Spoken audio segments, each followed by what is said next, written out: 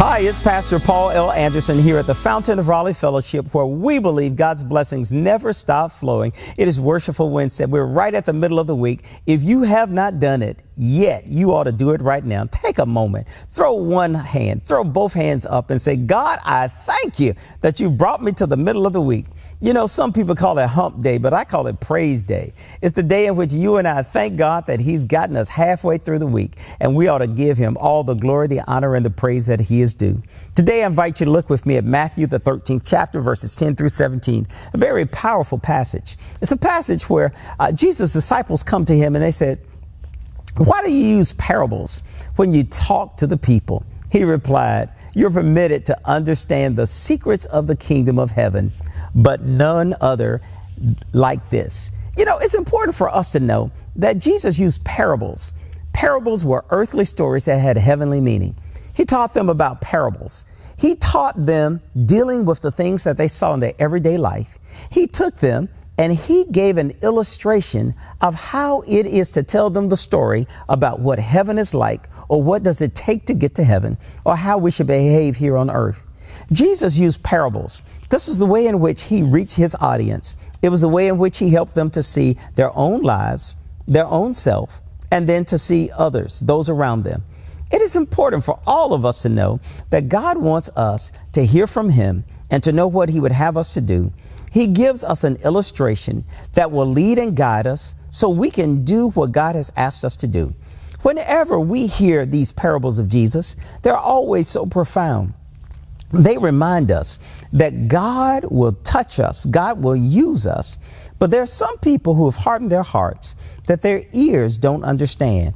And Jesus used parables for those who were with him, whose eyes were open, whose hearts were open, and most of all, those whose spirits were open to receive from God. I hope and pray today that you're open, that God will let you hear his good news. Because you have eyes, I hope you can see. Because you have ears, I hope you can hear. And he begins to remind us the importance of telling the truth. How all the prophets who came before, they did their ample best. But Jesus was the message and is the message. Somebody took a song and said, Jesus is the best thing that ever happened to me.